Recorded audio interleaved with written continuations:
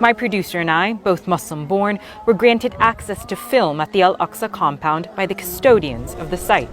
Only Muslims are allowed to pray here, under a long-standing status quo arrangement that worshippers tell us is slowly being eroded.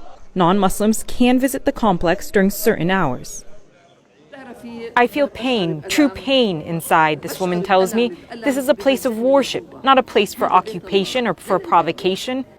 This is what she means. While we speak, a group of largely Jewish visitors passes by the mosque under police escort. The women demonstrate by reciting the Quran louder and louder. This mountaintop is revered by Jews too. They call it Temple Mount. A growing movement of Jewish extremists is demanding to perform prayers here. That could upend the status quo. We witness at least 2 men praying as police stand by. We've seen several small groups like this of non-Muslim worshippers passing through the complex as Muslims continue to pray inside the mosque. This is where the friction is. This is where the controversy lies. Jordan is the custodian of the grounds, but that role is becoming increasingly symbolic, experts say, because it is Israel that controls the security checks at entry points and therefore access. The Director General of Al-Aqsa sees the increasing visits of Jewish extremists under police escort as a provocation. I see these visits as an attack on our holy site, he tells me, and I warn the government of Israel to stay away from Al-Aqsa Mosque because any violation here drags down the entire region.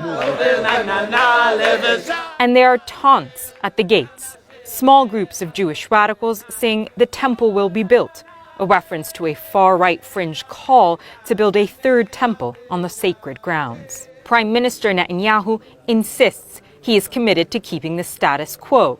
But under his government, the most far-right in Israel's history, extremist voices are growing louder and stronger. All this makes an already extremely contentious place ever more of a tinderbox. One event here can and has sparked deadly cycles of violence across the region.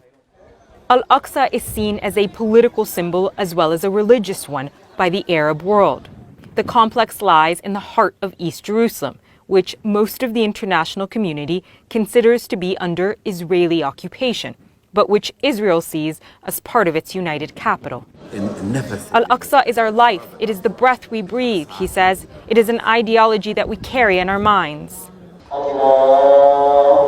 We enter the Dome of the Rock, an area designated for women to witness the afternoon prayer. Some go to great lengths to get here, passing multiple checkpoints, but they tell us they find some peace when they arrive.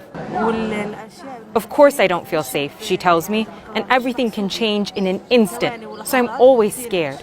But I'm here because I have faith in God. This prayer passed peacefully, as most do, but here even quiet worship is not a guarantee. Sam Abdulaziz, CNN, Jerusalem.